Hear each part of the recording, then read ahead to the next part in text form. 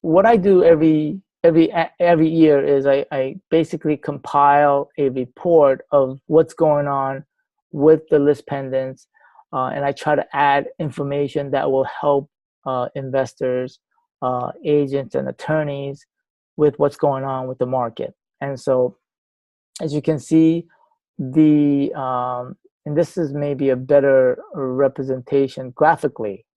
So if you look at the blue is Bergen, orange is Essex, gray is Hudson, or orange is Middlesex, the light blue is Morris, and the green is Somerset, and the dark blue is Union.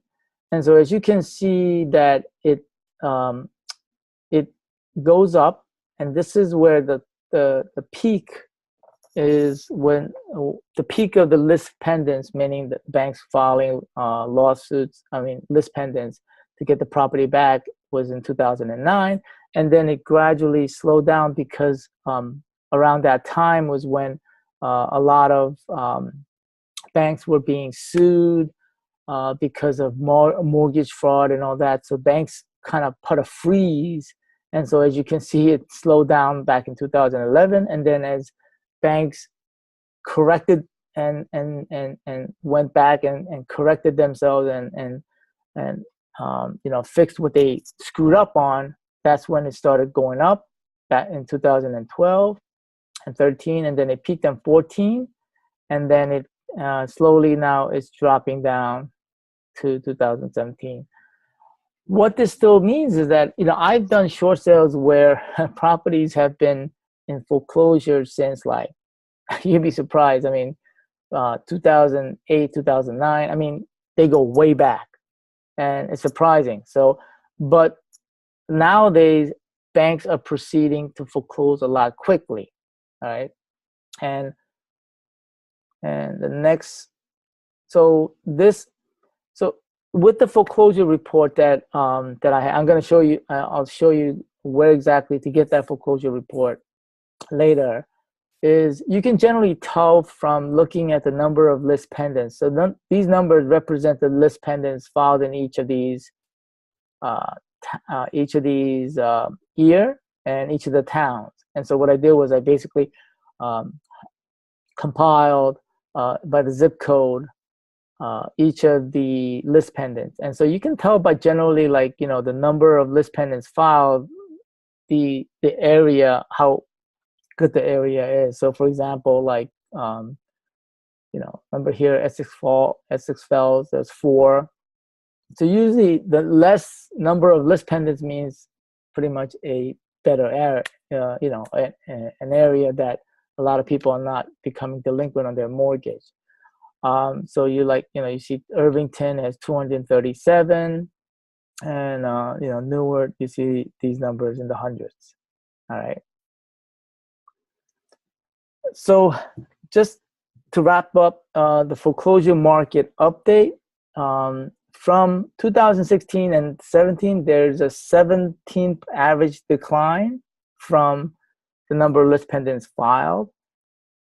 However, just because of the decline doesn't necessarily mean, oh my God, there's no deals. No, you have to understand, foreclosure it takes time, and so there's an influx of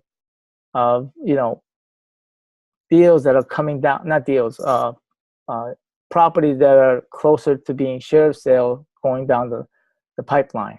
All right, going down the foreclosure process.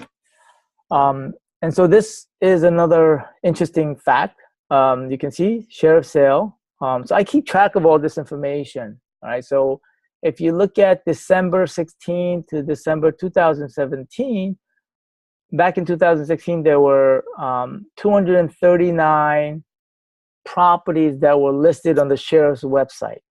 All right, and then December of 2017, there were 2387. Now, this data might not be 100% accurate, because at the end of the year, you have to understand, like, banks are not foreclosing, so their docket might be, their docket might be long, because they're not seeing as many, and things slow down. So I may change the maybe to October to kind of do a better comparison.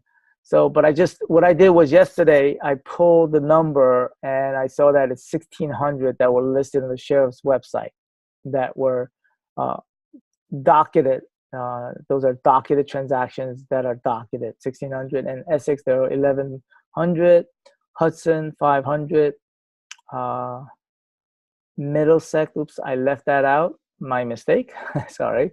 Morris, 347. And Somerset does not have a way to get, I cannot get that off the, well, actually, I could get it off the website, but it would take me a long time to count each one of them. There's no way for me to do it automatically. For me, it's all about time, so if it's going to take me an hour just to compile a list like number, it's not, I didn't have this is something I did because my assistant were busy with doing other stuff, so I did it myself. And so I did not count it. And then Union, 734. So you can assume it's about, probably 200